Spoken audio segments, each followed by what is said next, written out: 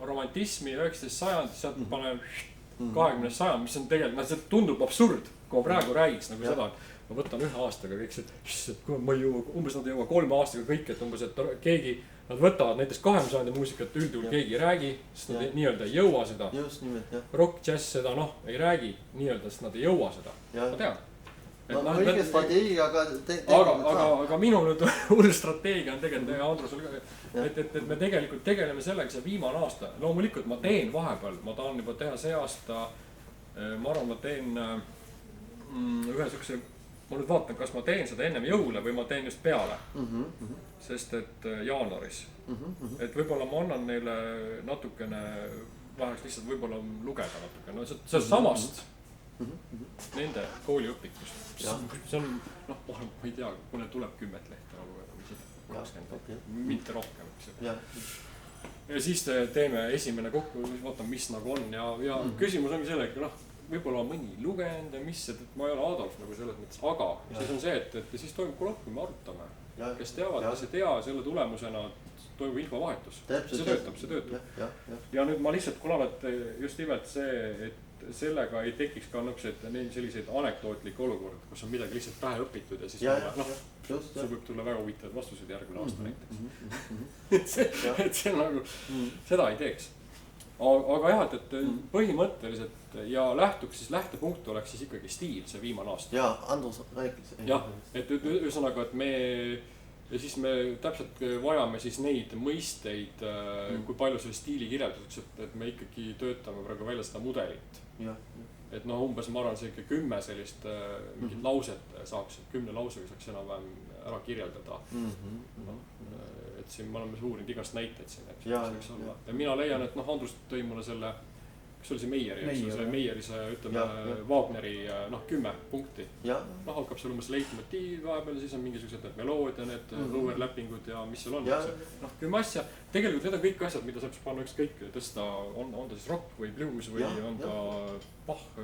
Ma leian, et see, et seal, kas ta nüüd just neid kõiki 10 võtab näiteks? See on nagu köögiretsept. Et just nimelt ja sellest ta et me tegeleksime nagu siis et me ei läheks nagu niivõrd selliseks mingisse vormi analüüsi või umbes, et sonata allegro ja midagi sellist nagu väga et ma tean, et seda on üritatud õpetada, aga kui sa nagu see on selline jällegi selline ballast praegu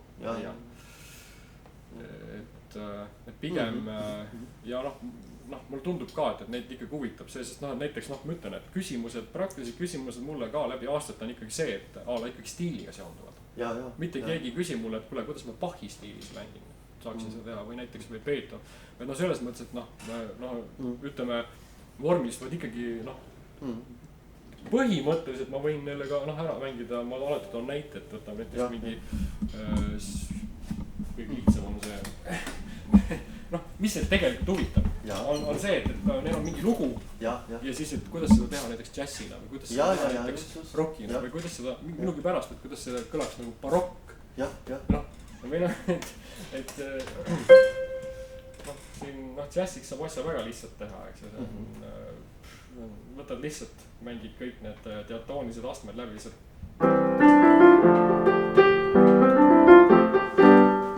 Tegelikult juba ongi. Või lähed.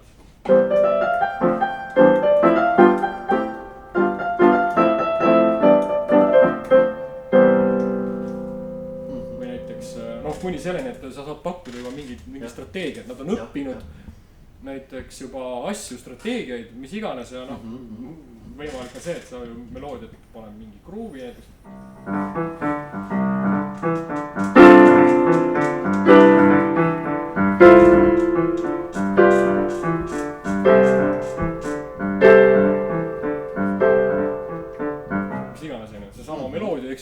Augmenteeritud paralleelsel, ütleme sükse akordilise liikumisega. Et see on juba ka teisel aastal näiteks räägitud, kui me räägime, mis on heterofoonia, polüfoonia mõistel, eks ju. See on nagu teise aasta teema. Et mis iganes, et alati lihtsa näitega.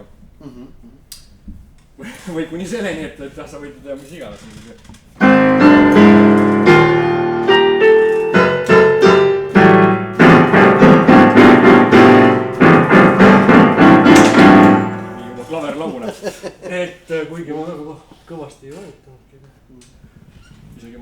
see tuli? see on alt põhjal. see on see on see, mis kruvib selle see jala külge.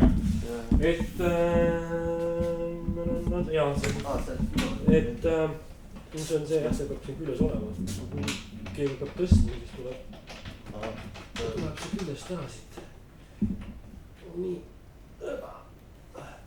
jah, ei ma olen täiesti nõus, et see on see, mis reaalselt nagu vaja läheb.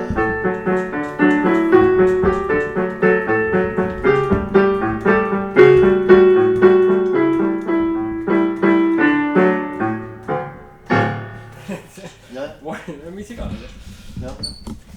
Albert Bass näiteks. Et tegelikult sellised asjad need huvitavad, ma arvan, see stiili asi, et kuidas saab ühest loost nagu mingisuguse strateegiaga nagu ikkagi täiesti teise loo. Väga õige, et ma...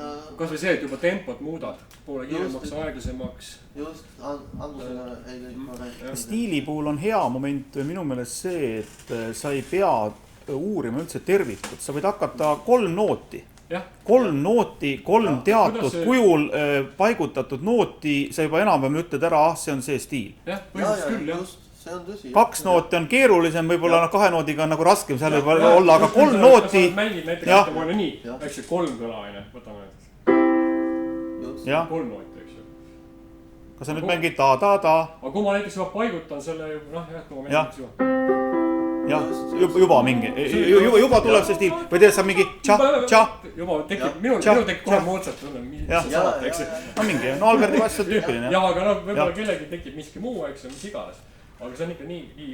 Et ütleme nii, et sa saad juba 3 noodist, 3 helist koosnev objekti abil.